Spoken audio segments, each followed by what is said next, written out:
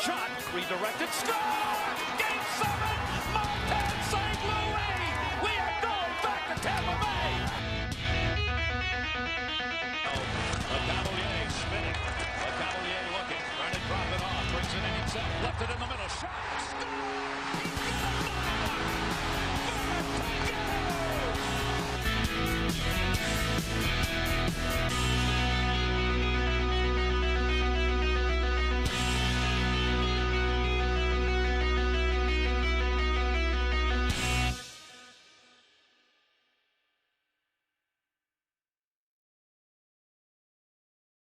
Microphone's up.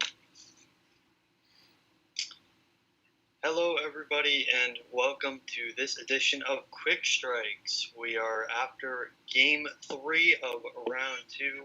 My name is Michael Wax. I'm here with my co-host Philip Wunderlich and Jake Recker. Guys, a big one. A huge win. It's a huge win. Go ahead. It's a huge win. Like I said, I don't know if we were watching a football game or a hockey game. We were 1-7-1. It's huge. I mean, like you said, we're feeling like we're on cloud 9 right now. It's keep going with momentum, and hopefully it carries us through. Yeah, really nice to see the boys get the win in this one. Obviously, when you're tied 1-1, to get that extra win 2-1, it takes a lot of pressure off for Game 4. So, and then they did it in such dominating fashion. That was huge. By the way, for anybody that may be watching, let me know if you can hear everything okay. I'm trying to run with making sure everything's going smoothly. So if you let me know if you can hear everybody correctly. Bear with us. This is our second live stream, so hopefully it all runs smoothly. And of course, before we get into the game, thank you to anybody who is watching this, whether you're watching it now or in the future. Once again, this is Game 3 of Round 2 live stream. So let's get right into the game. And it was action-packed from the very beginning. Two teams that have played the night before, the Lightning coming out with a 4-3 overtime win. And they get the first goal on a power play, which is very weird to say in these playoffs, snapping an 0-for-16 or 0-for-17 streak. Cannot remember off the top of my head. But Andre Palat with a rocket from the right circle beats Yaroslav Halak glove side to give the Lightning a early 1-0 lead. Palat's been really good in these last couple of games. He was especially good tonight. Palat, a lot of people have said that he needed to step up recently, and he has. So great job by the Bolts there, getting on the Bruins early, getting them on quick. They've been playing really well, and they continue to look good here. Yeah, it's really huge. I believe we were 0-16 on the power play going into this, and that's not great. You don't want to be doing that, and we finally got on the board, so that's huge. And we continue getting on the board in this power play. We'll talk about that a little bit later. Yeah, we will talk about that a little bit later, and actually we'll be talking about that in just a couple moments with the third goal. But before that happened, by the way, the Palat goal was his second of the playoffs, second in as many nights. Yanni Gourde gets on the board just 15 seconds later with a little bit of help from the officials, getting in the way of Liaison of the Bruins. He darts by Liaison and just outweights Halak and gets it right over his blocker side for his third of the playoffs. Coleman and Chernak with the assist. Yeah, refs definitely interfered a little bit there, but it was a great move by Yanni Gourde. Once he got in front of the net and was all alone, even despite the refs' help, he made a good move to get around on that left side and put the puck in the back of the net. Both, they had their foot on the gas right now, and not only did they have their foot on the gas, they were going 100 plus right now. So, and it's really huge to get that second goal going up 2-0, and we'll get to this too. But from here on out, something the Lightning did very well in this entire game is they did not take their foot off the gas at all, and that was a huge part of why I think they were able to win this game. Yeah, I got to thank the ref here. I mean, usually they're screwing us in the end, but right now they helped us out on this goal, and I'm not going to complain at all. It's kind of hard to tweet out this goal considering how fast it was, but at the end of the day, being a Lightning fan, I'm not going to complain too much. I mean, yeah, when you can get goals any way you can, I'm not going to blame the official. I know a lot of people want to do that, but I think it was a little weird that two officials were so close together on one side of the ice. and the fact that he just tried to get out of the way of Gord, didn't say liaison, and hit liaison, giving Gord the free pass. Going from the 2-0 goal to the 3-0 goal, the Lightning went right back to the power play and scored their second consecutive power play goal. Mikhail Sergachev, who a lot of people got angry with on the first power play unit, gets his first of the playoffs with a blistering shot over Halak, Kucherov, and Point with the assist. Great shot by Sergachev. I know a lot of people were talking about how they thought Sergachev should not be on that first power play unit, but this was exactly, I think, why Cooper has him up there, because when he gets that shot on net, it's so dangerous. This was an absolute rocket by him. He says got such a powerful shot, but obviously he struggles to get that puck on net, but he did it here on this power play, and boy, the power play was clicking for the Bolts. It was very nice to see them finally get that going after so long. I think that's so huge for them, and that's a big monkey off their back. So now, maybe going forward, we'll start to see the power play continue. I think that's what we need to hope for. You don't want this to be a one-time thing where the Lightning can only get this power play going for this game. Hopefully this continues. Yeah, like you said, hopefully this continues. Mikhail Sergachev had a really nice shot on this one. It was nice to see that he is on the first power play unit. I know like you said, Jake, people are discrediting him and stuff like that, but I think he does really well here. He has that kind of shot, and it pays off for him, and it did here.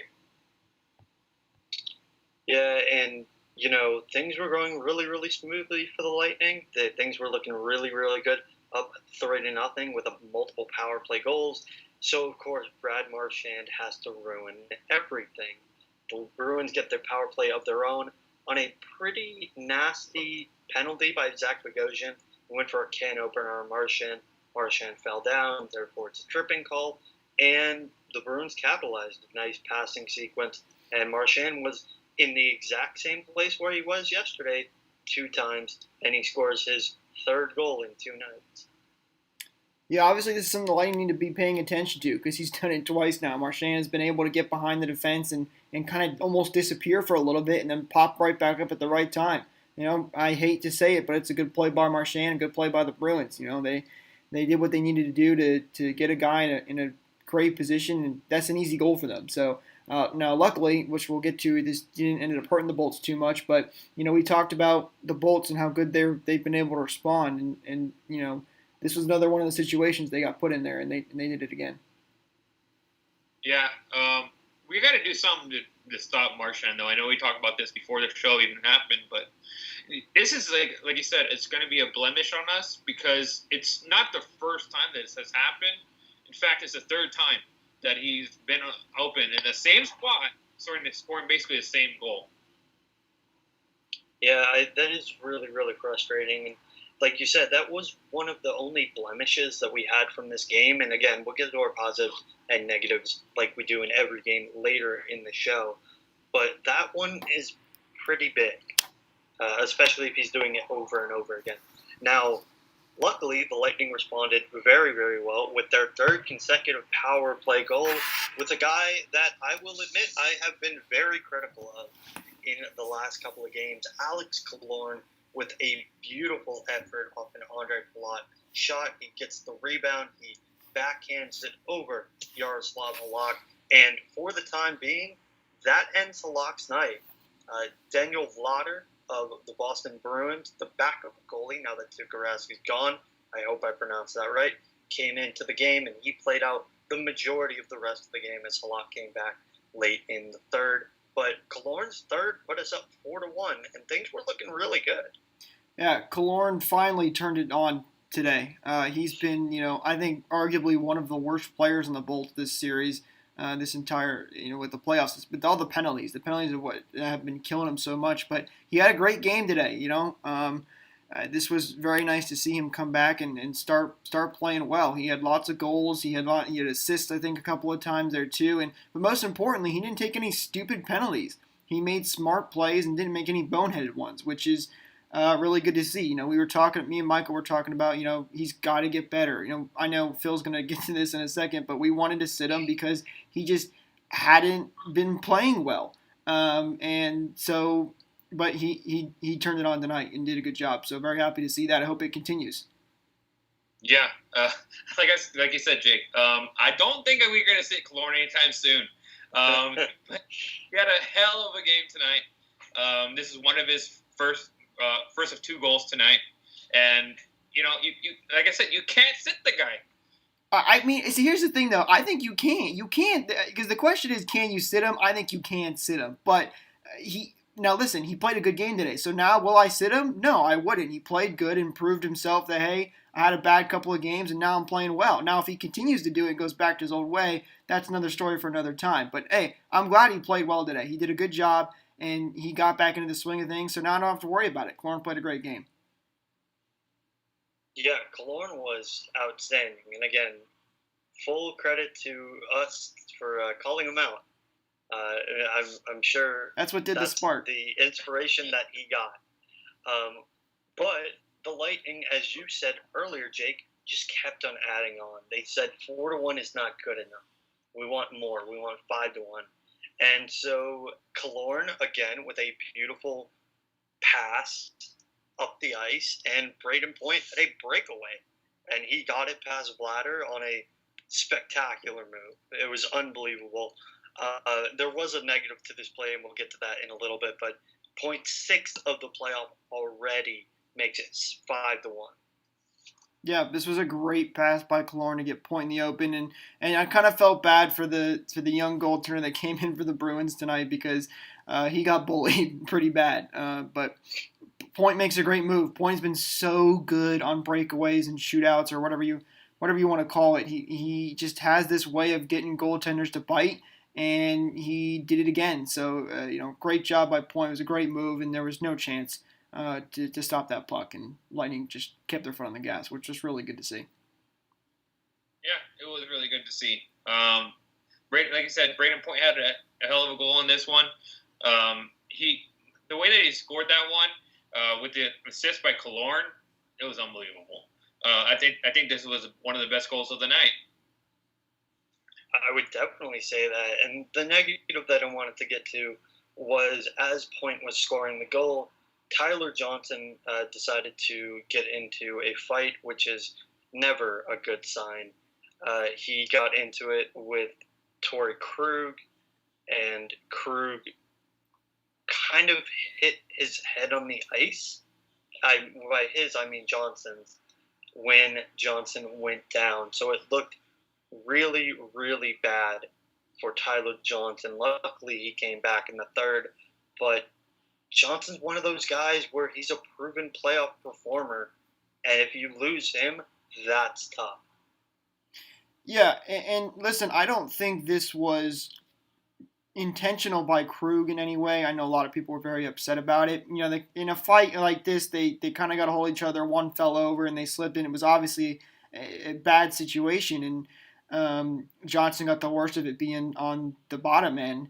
So it was a scary moment. But luckily, he did come back in this game, which is good to see, and that tells me that everything is okay. So it all worked out in the end, though, but definitely not something that you want to see. Because as you mentioned, Johnson is a playoff performer. He's really good in the postseason, and he's proven that night in, night out. I think Johnson got a little frustrated here, and that's why he ended up doing that fight. That's not normally a guy you see picking up fights often, too. So when he drops the gloves, something made him mad.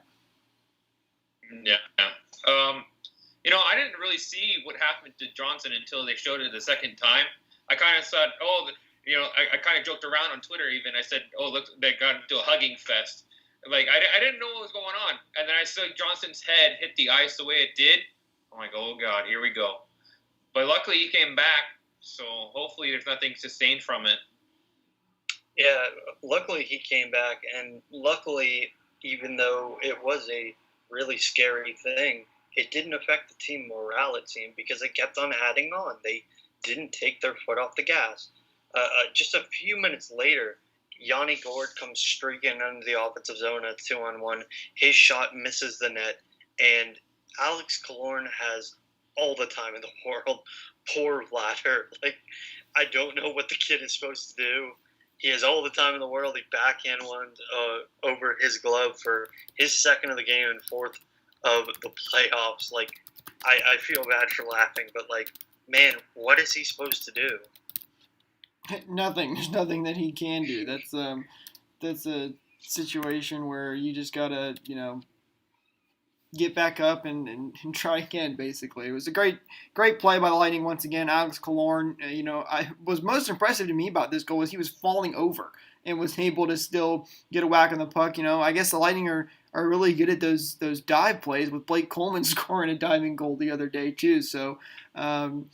Yeah, they're great job by the Lightning and really just continuing to keep this pressure on. I mean, there wasn't many moments where Boston controlled this game. I mean, this was all Tampa Bay, all the whole game. And that's really, really good to see. The Lightning really asserted their dominance here. Now, something that's going to be key, we'll get this a little bit later on, though, is that can the Lightning continue this? They had a really good game today, but they need to continue this into game 4. If the Bruins, look, they're going to sit at this game and say, "Wow, that was a really bad game. We need to be better." They're going to come out flying in game 4. So the Lightning need to continue this throughout the whole series. I know that's stating the obvious, but you can't take your foot off the gas at all at any point because the Bruins are going to be upset about this game.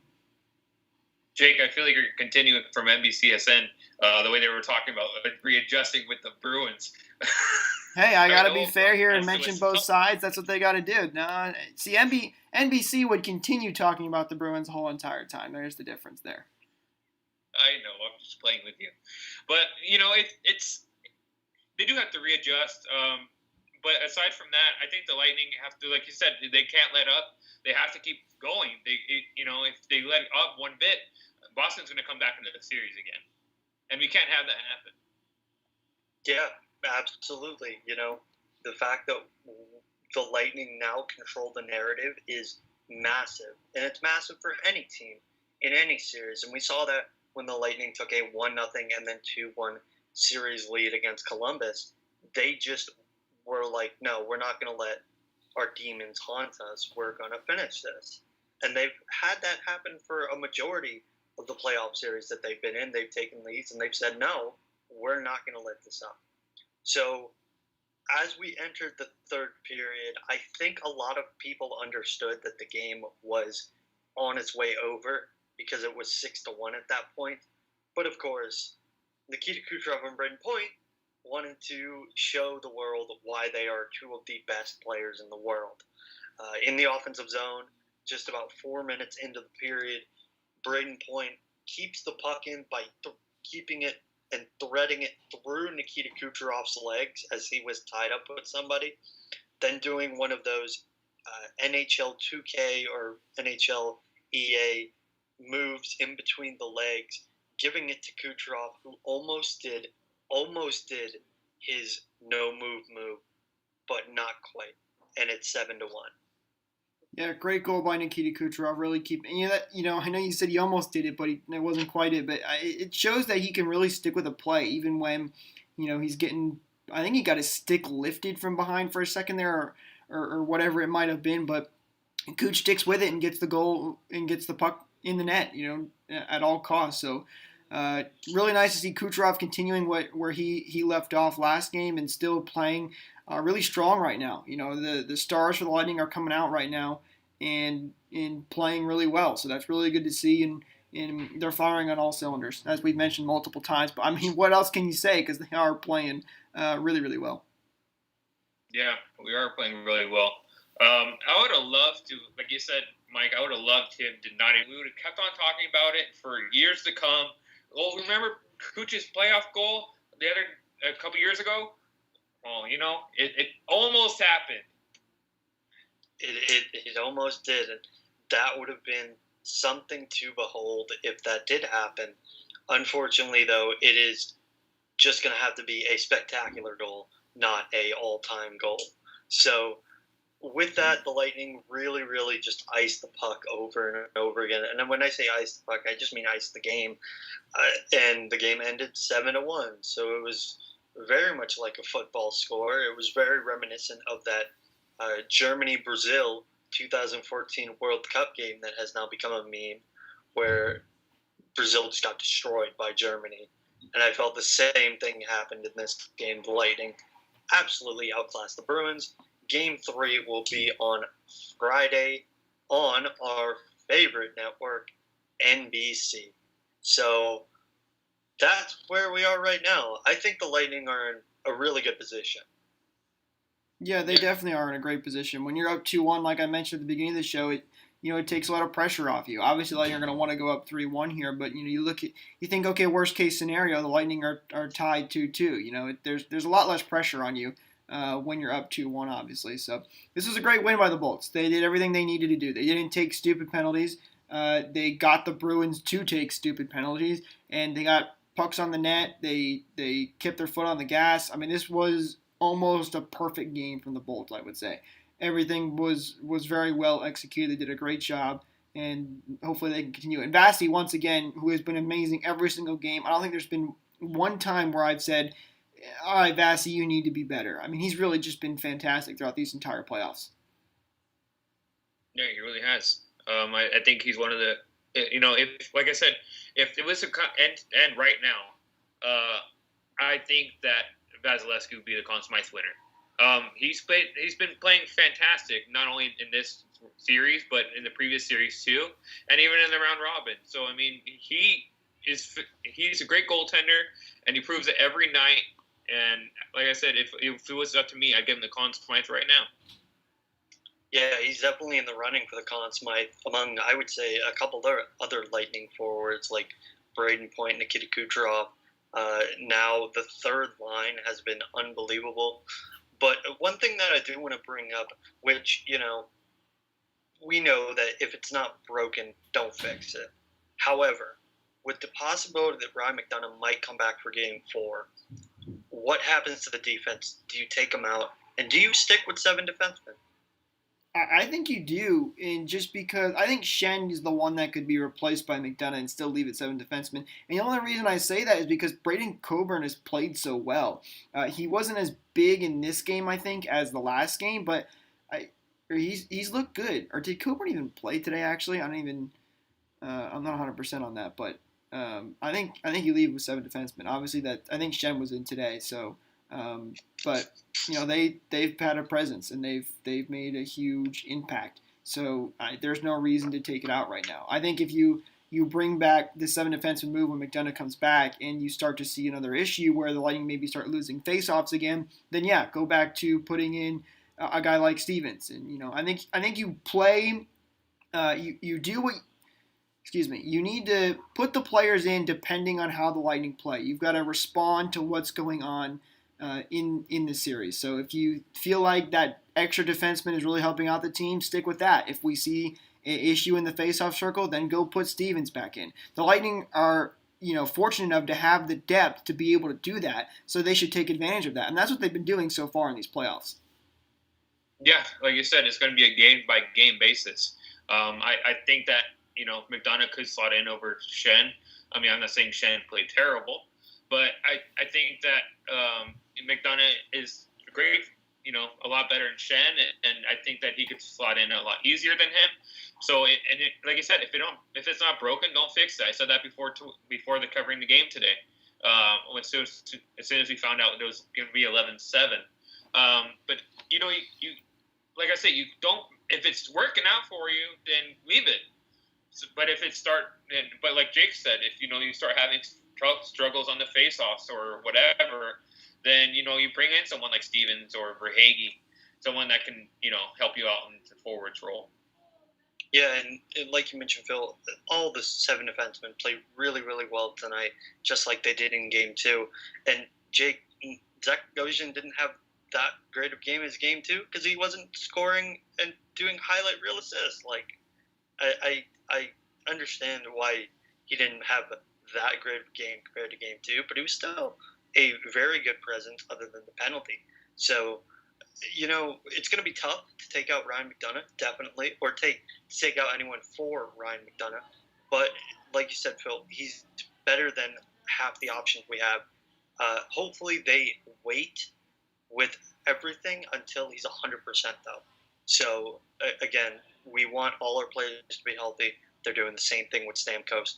Luckily, they found a power play trick that works in this game. But, Stamkos is missed, and I think we've seen that before. Yeah, I have a question for you guys. Sorry to interrupt, Jake. No, go ahead. Because so seeing that hit that McAvoy did, do you think there's anything out of it? Because he got misconduct and thrown out of the game. Do you think anything's gonna happen? No, I don't. Kucherov made a hit on one guy. McAvoy obviously didn't like it, and he stood up for his guy. And the reason I think he got a penalty on that is because I saw this from a Twitter account, Scouting the Refs, which I'm sure a lot of you guys know. But they said that when a player makes a hit and they are able to make their helmet fall off, which is what happened when he came that hit and his hands kind of went up high a little bit and Kucherov's helmet comes off. That's where the penalty came from. Now, as for the misconduct, I don't know, but he was obviously upset about it and wanted to give Kucherov a little bump and try to throw him off his game. But there was nothing really serious about this. I don't think Kucherov obviously wasn't hurt, and I don't think anything comes of this. I think this is just a normal hit that ended up with a penalty because of the helmet situation. I mean, I didn't actually know that about the helmet situation. That's actually very useful for next time that somebody's helmet or gloves come off and they don't call a penalty, which happened in this game when don't even remember who tried to fight. I think it was Charlie Coyle tried to fight Anthony Cirelli, took his gloves off and they didn't call it a penalty, which is an automatic penalty, by the way. But I don't see any supplemental discipline for Charlie McAvoy. It was a hit that I was not a fan of, but did he do anything wrong other than his hands being a little bit higher than normal? No, not really. He went for a bit of an interference hit, if I'm going to be honest. But just like the Krug play, it was more unfortunate than anything. And, you can't suspend Krug for something he didn't mean to do. You can't suspend McAvoy for something that never happened. So I think if he would have made contact with Kucherov actually, we would be having a very different conversation. But he nicked him a little bit and he took his helmet off. And that, I think, is not enough.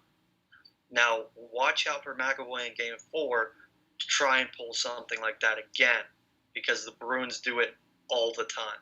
We're definitely under the Bruins' skin now, too. It was actually Carlo that tried to get into a fight with Cirelli.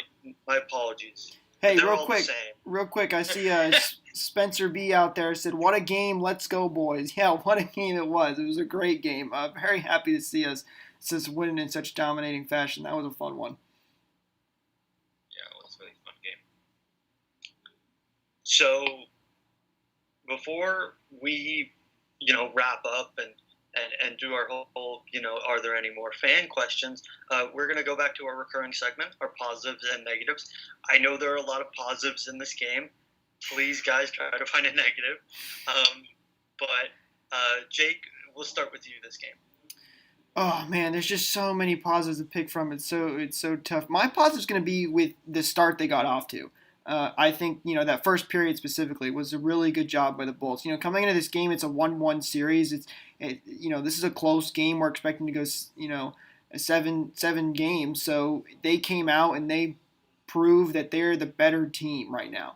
And that was huge for them. If they come out in the first period and struggle a little bit, this is probably a completely different game. The Bruins get confidence, but the Bolts instead stomped on them right away and didn't slow up throughout the entire game. So my positive is that first period. They did a great job at starting on time. I see a lot of people talk about that.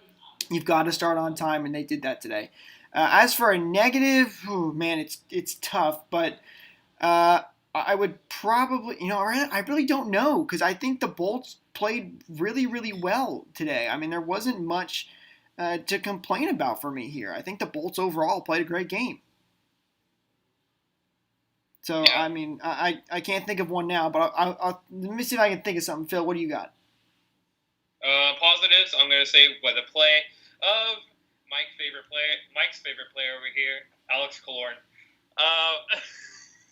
He got 2 goals, an assist, so he's back. I mean, like I said to last show, he has to get his rhythm going.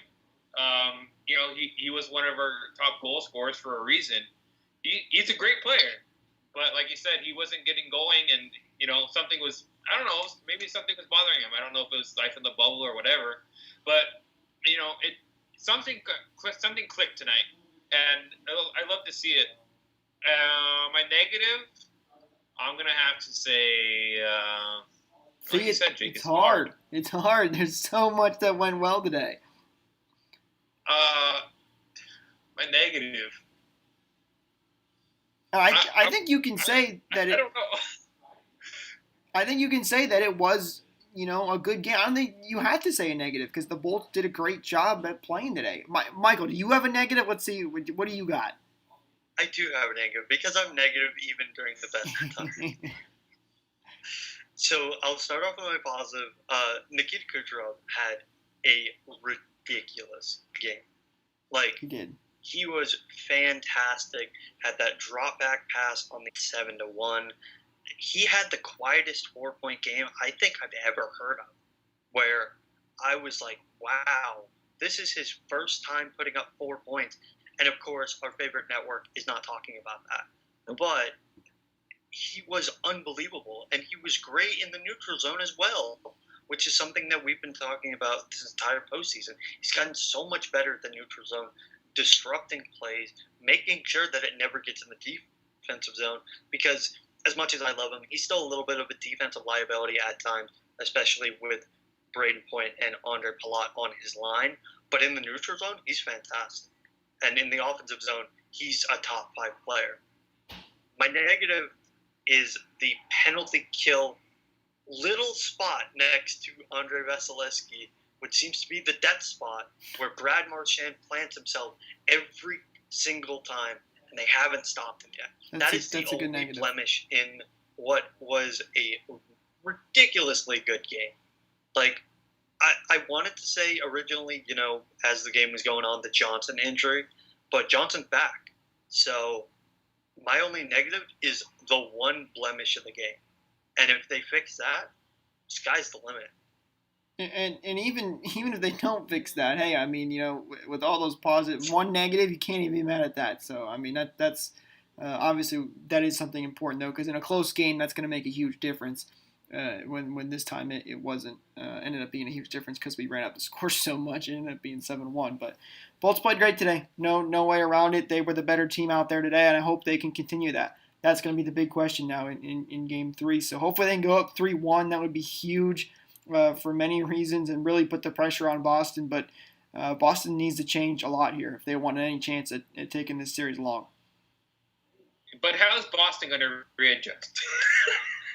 Well, I mean, they can come back out. Listen, Boston played a decent game in Game 1, and it was a tough fight for the Bolts. And obviously, it was a very different story in this one. But I mean, you can't count a team out too. That's also what I don't want the Bolts to do. They can't sit here and count out Boston, because if they do that, they will make silly mistakes and they'll struggle. So, but the Bolts played great today.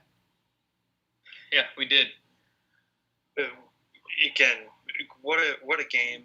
I was telling the guys before we started our live stream, yesterday I was more elated. I was a lot more high energy because of that fast-paced overtime. This one, I'm just happy. I don't know what it is, but the fact that, the Lightning played so well is indicative of my mood. Hopefully that carries over for the next 40-something hours before we have to play again. Any fan questions, Jake? Not that I've seen yet. We'll go a couple more minutes, so if you guys have any fan questions, do be sure to put them in the comments. I'm watching the chat now, so let us know what you got. We'll be happy to answer anything. Let me ask you guys this. So with now having a day off, going into Game 5, what do the Bruins do with the goaltender situation? Do you think? I mean, I think it's pretty obvious, but do they go back to Halak here, or is he going to have a shorter leash now with this game being such a struggle, or do they, because their backup has such low experience, do they not even consider it again? Obviously, because he got run over in this one. I think you go with Halak. I mean, is Blatter or whatever his name is. He got a rough go. I mean, it was his first game. And we beat up on him. I mean, there's no ifs, ands, or buts about it. We killed them. But, they also have Maxime Lagacé on their team, too. So I don't know if they're going to play him. I know he was in Vegas for a while. But if worst comes to worst, they could do that, or like I said, just go back to Halak and hope for the best. I don't think they're going to stray away from Halak. I think that they even put Vladar in for this game because Halak is older and they knew the game was sort of out of reach, and they didn't want to have to go the rest of the series with Vladar, to be honest, because if Halak gets hurt, they're in trouble. And he put up great numbers in the AHL, but, Halak is an NHL caliber goalie, and that was Vladar's first career game. So you mentioned that they did have Maxim Lagacé. They have him in the bubble as their third goalie, if I'm correct, or now their fourth goalie. Or what was their fourth goalie, now their third goalie. But overall, I don't think that's a possibility, because if you put Vladar in, you're asking him to go on a Andrew Hammond type run in the playoffs. Like, hey kid, here's the starting rings. I don't see that happening. Definitely unlikely, but a fun thing to think about. And I'll ask you guys one more question before we set to wrap this up. With the other series going on, do you have an opponent in mind that you'd rather play? Obviously, we got the Flyers and the Islanders. Both teams play a very different game. The Flyers are more of an offensive team, and Carter Hart has been so good these last this whole entire playoffs, really. And then the Islanders are a very defensive team, kind of like Columbus a little bit, but they play a different kind of playoff hockey. So is there a team that you maybe want to play? I mean, for me personally, I don't think it really matters.